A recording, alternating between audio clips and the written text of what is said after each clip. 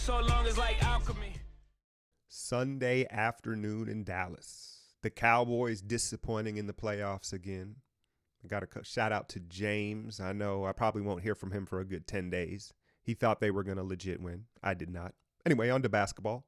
Usual suspects in the starting lineup. For now, this is the final week of Kevon Looney at center.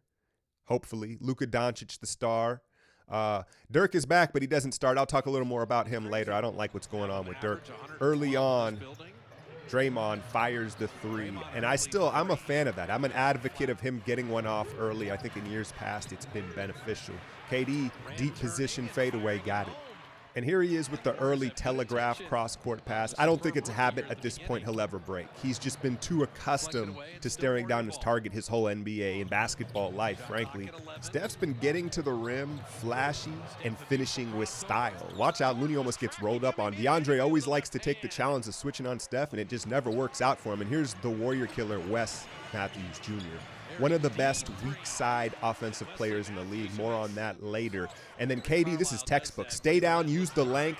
You know Ron Adams is pleased with that. That's a coached up play right there. Gets the easy one coast to coast. I'd like to see him utilize that more, man. He's so long and so tall. He doesn't have to jump, I'd say 70% of the time. Look at Draymond staying into Luka's body there. They're starting to build a scouting report on Luka. And they continued the trend of getting off to a quick start, which is positive against a more adequate opponent, I would say, the early timeout. Now, check this out. KD never breaks form in his shot, but on this one, his shot pocket's wide, and it funks up his release. You rarely see that from KD. More Wes Matthews Jr. on the weak side. When there's space and you have to run at him, he can create, he can shoot. His whole game is predicated off standing on the weak side and you having to close out on.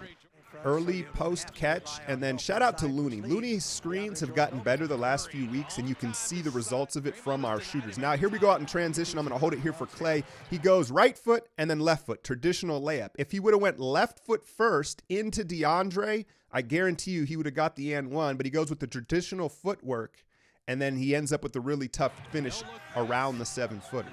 Not something that's really in any of the Warriors' bag, right? And in some of these moves, you see whole teams do it, right? Because one guy practices it and they all practice it. None of the Warriors' wrong foot guys at the rim, Luka corner three ball. This was the possession where I was like, okay, Steph's going to get going here, right? The way he quick flicked that in the corner, I was like, uh-oh. But despite his hot shooting, the story remained the same on the defensive end, getting sucked in and allowing for three-point shots. Why ever double DeAndre? When's DeAndre ever scored more than like 20 points? And you can see the defense getting sucked in. Look at Clay here. That's inexcusable, leaving their best three-point shooter. What are you going to do there? You're in no man's land, and then we got killed on the offensive glass. That was very predictable. But there was just some lack of effort plays. Draymond, I guess you don't know who the rookie is, but that's just too easy, right? So my takeaway, I guess, from the last 10 days or so is that offensively, since the midway point, we've definitely ramped it up offensively. But defensively, we still don't look like champions. As you see, Steph had it stuck on automatic. And most of the defensive issues are effort, but there is a portion that's schematic that I still believe needs to change. I know I keep bringing it up. More offensive glass. And Boogie, I think, obviously his size is going to make a difference, but I also anticipate him getting us out in transition with some outlet passes. DeMarcus is an underrated passer. There's a different look from Kerr on the sidelines, right? He's looking a little befuddled there, and there it is. The step back savant. The arc is crazy, right? Dirk checks in, and Steph's eyes get big. Look at that. Look at the space he had coming off that screen. Bang, bang. Jordan Bell got in the game in the first quarter. One thing he brings that Jerebko doesn't is another rim protector. Now, you know, he's very foul prone and all that stuff, but he does affect shots at the rim. KD milking clock, left to right, Gotti. One thing that's not talked about as much is creativity. Look at that move and then the dish from Luka. The creativity factor is not taken into the equation enough when we talk about these star players. You see Draymond finding himself a nice date, quick and straight to the hole. I like that finish. Low to the ground, didn't try to elevate, just touch it off glass. I talked about announcing Clay is officially back when he did it against a better opponent. And Dallas, yeah, they're somewhat better, right? But Clay struggled from the field. Sorry for the DirecTV little script there. You see Luka with the step back. He hit 5 of them. He's just so dynamic. But you're going to see Clay with a nasty crossover and finish on him. And I will say, I think that the fact that he was picking up Luka at damn near half court probably took something out of his legs and his shot, but that's what we needed from him to win this game, right? Dirk, I don't like it, man. I don't like that they're treating him like the special needs kid on a high school team, like when he gets in the game. It's really sad, and I love Dirk. I just think he's held on too long. I think maybe something we haven't talked about enough in the last few games is the bench's underproduction, right? The Jerebko, McKinney, Iguodala, they haven't been giving us as much offensively of late, so it was good to see both of them rattle in threes in the second quarter when, frankly, we needed it against a Dallas team that was playing harder than us. Well, maybe not harder than Jerebko. He hits the floor, and then Clay pulls up in transition. But Dallas, another story is Dennis Smith Jr. continues to be injury prone, so it's the rookie Brunson, who's a 4-year product, very polished out of Villanova. Jay Wright, the Villanova guys are fundamentally sound, and they're usually ready to contribute right away. I think the most impressive thing about Steph's performance was none of it was forced, right? He made the right basketball play every time down. He still was just getting buckets and putting on a light show. This is how you attack Looney. Dwight Powell, known Warrior killer, right? But he just is too quick and too athletic for Kevon. And we're seeing more teams attack Kevon by just putting their shoulder down. And then look at McKinney hit R2 and bail KD out on the lead pass and finish. That thing was way ahead. Now, out of timeouts, both teams executed very well and got 3 balls. Watch KD try to shoot the gap on the screen. Me personally, I rarely shoot the gap. I'd rather go on the outside where I can maintain my speed. I may lose some contact, but ultimately I can close out faster because I don't have to slow down or get clipped. Iguodala out in transition. Steph barely even looking. Ig's like, come on, Steph, you got to look, baby. You know I don't want to score. We talk about the second-year slump. Watch Steph go under the screen. So Brunson is not going to be afforded that luxury moving forward. He's too good of a shooter despite what the percentages say. And then KD got a couple of catch-and-shoot threes here to end the half. And one thing about him, he's so tall and long, right? Even if you close out, it doesn't really matter. He can still get it off cleanly, as the game was really just back and forth. And I talked about Steph and the impressiveness of his game. Only 5 assists, but like all of them were just like on a silver platter. Not all assists are created equal. When you get a guy a dunk with no one in front of him, that's a different type of assist. Fitz kept pointing out how Rick Carlisle likes to go at Steph and make him play defense, isolate him, try to wear him out, maybe discourage him. But I think it almost has an opposite effect because it engages him. It challenges his competitive juices like, oh, y'all are going to get buckets on me. You know what I'm going to do on the other end. Here we go, counting down the half, working hard for it. DeAndre tries to smother Steph every time, and it never works out for him.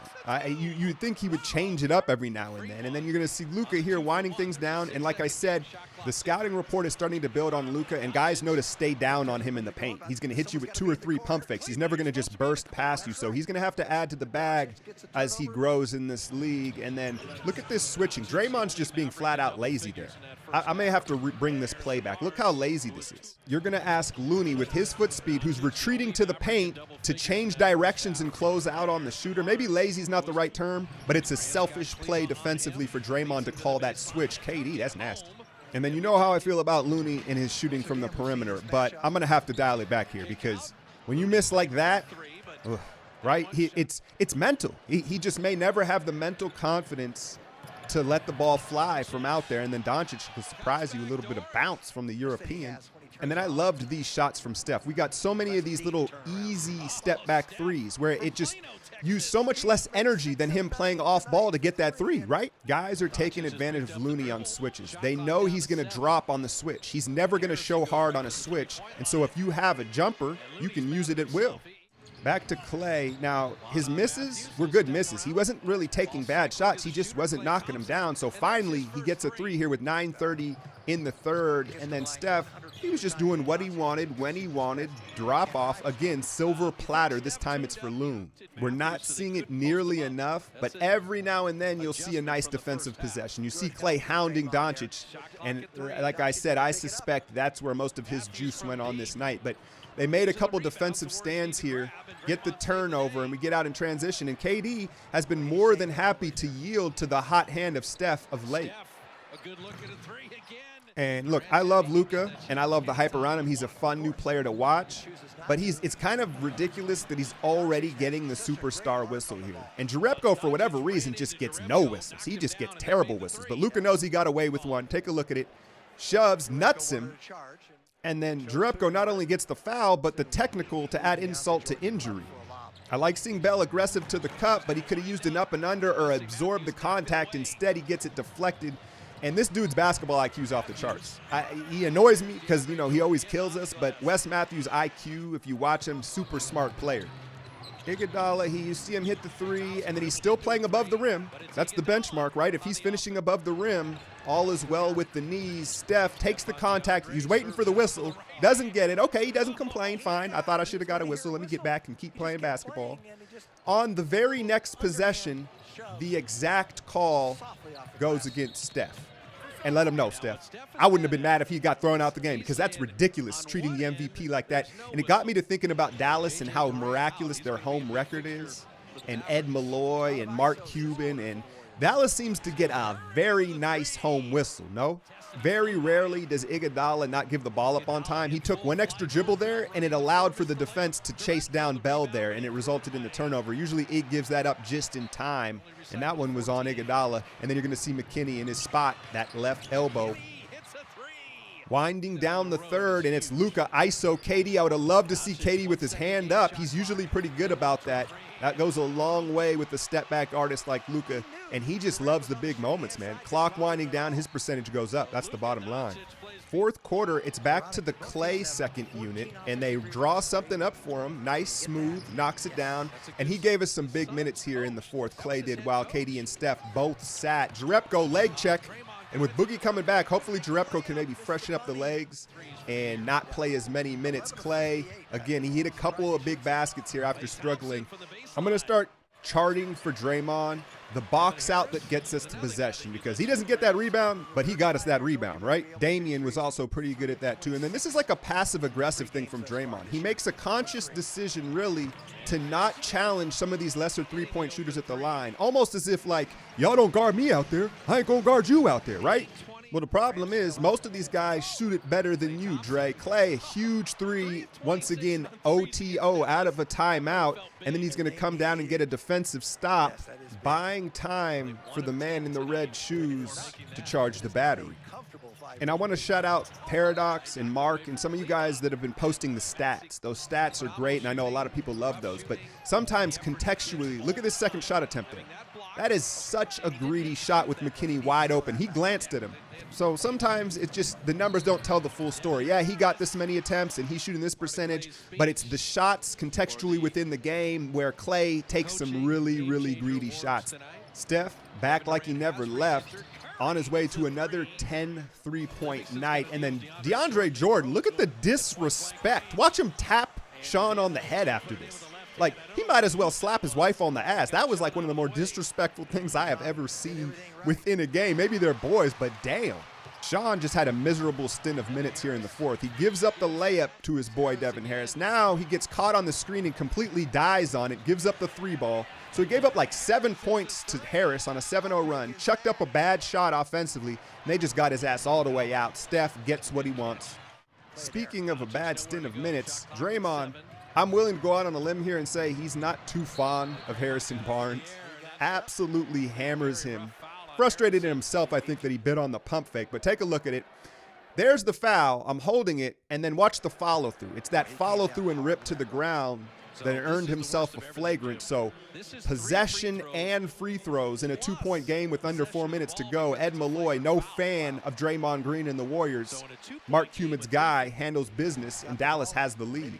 I love when KD quick attacks in the post. When he takes a couple dribbles and bangs bodies, it breaks his rhythm. He's not built for that. Luka puts Clay on skates, but you can recover on him, right? He never gains too much separation because he has no burst. Clay stays with it and then lets him hang in the fourth quarter. Nothing new from Killer. Luka definitely has some Euro flop in his game, and seeing how refs are already giving him so much respect, I hope that he doesn't grow to take too much advantage of it. But you see him get the whistle there and give Dallas the lead off 2 free throws. That's tough. Running floater from the free throw line. Ties it up, and after a defensive stop, here we go. They should get 2 shots to the Mavs 1. This is the Curry-Durant time. They're both on the right side of the floor. Steph's going to go in the bigger Finney-Smith. His 3 on the way. Got it! Oh, Curry does it to the Mavericks again. Wardell delivers another dagger down in Dallas. Luka, last chance. Clay, ISO, makes the basketball play. It's the rookie Brunson to the cup. Iguodala and Draymond combined for the block. And the Warriors do what many teams have not been able to do, get a win in Dallas and manage not to spoil the light show put on by the chef on the road. Now, Denver Tuesday. I'm going to hit y'all with a live pregame because that's a big game I'm looking forward to, and then we all know what's happening Friday. I'll see y'all soon. I'm out. I've been winning so long, it's like alchemy.